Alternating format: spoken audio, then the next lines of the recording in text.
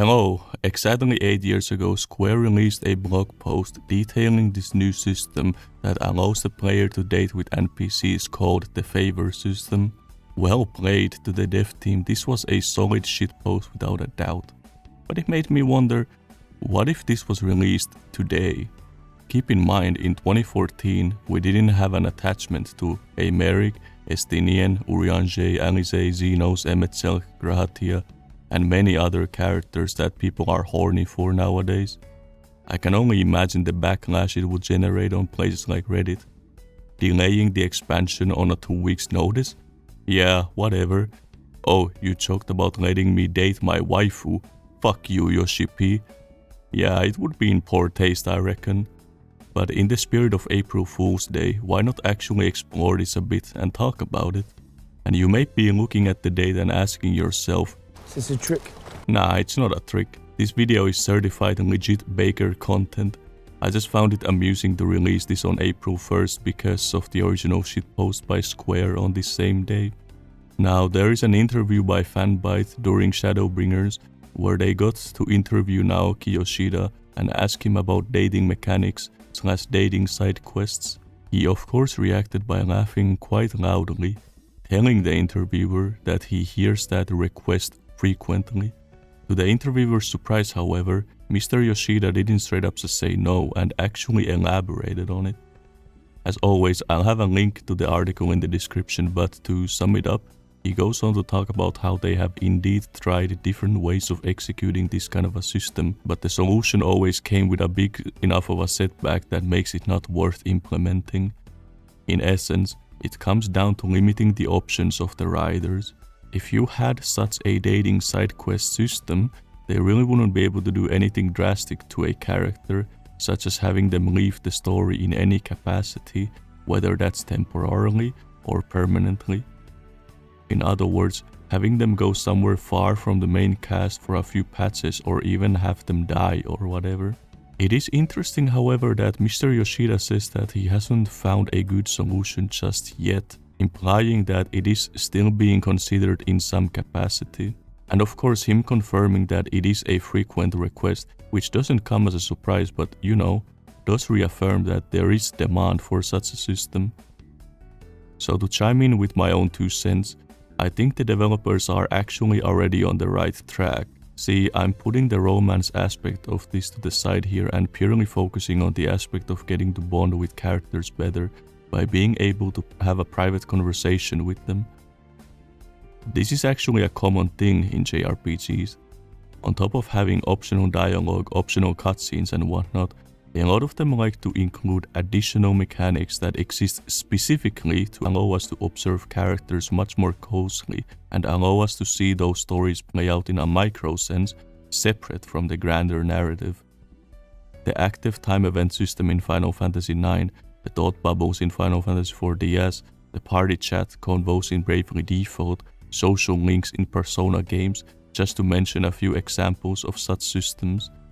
These kinds of systems are great because they allow the developers to flesh out characters, both major and minor, as well as enrich the world and give other points of view separate from simply what the main character is experiencing, all without sacrificing pacing because it's all optional, so you don't need to watch them if you don't want to. It capitalizes on the interactive element that is only achievable when telling a narrative in a video game format. So to bring this back to FF14, this game too had this kind of a system added to it in Endwalker, though in reality the devs had been wanting to implement this system since Heavensward, believe it or not. I of course refer to the NPC follow system.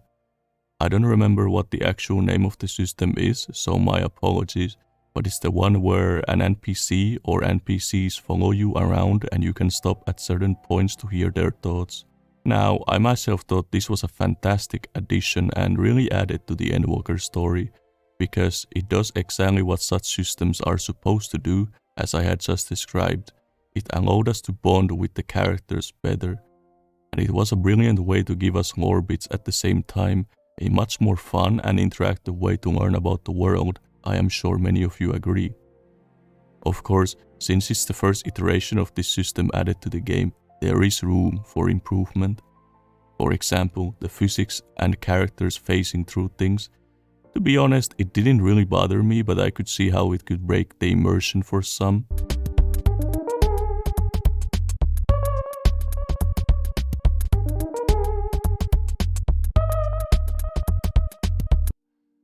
Then there's also the inability to use Aetherytes, which I seem to recall they said they would actually address. There's also simply giving it more. Sometimes you only got to interact with like a single location or two, but I would also very much like to see them combine this with other systems from the game. For example, the RP mechanic, where you get to control another character in a solo instance.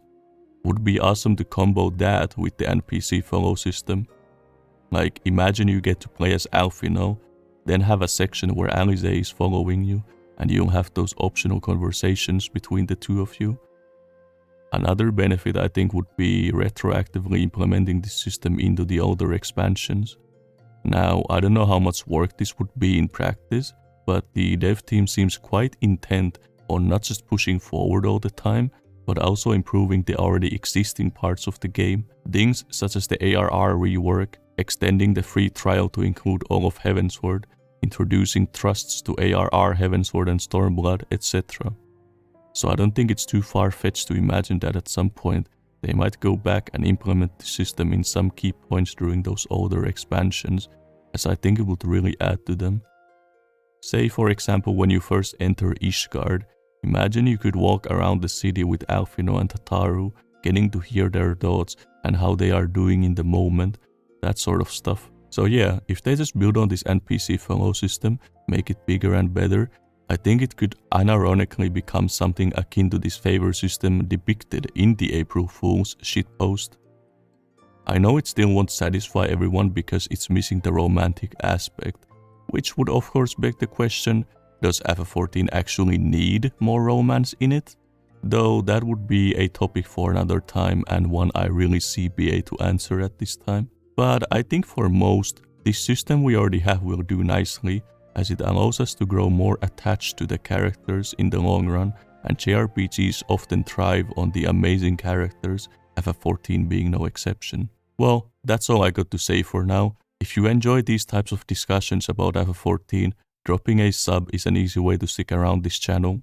Have a nice day!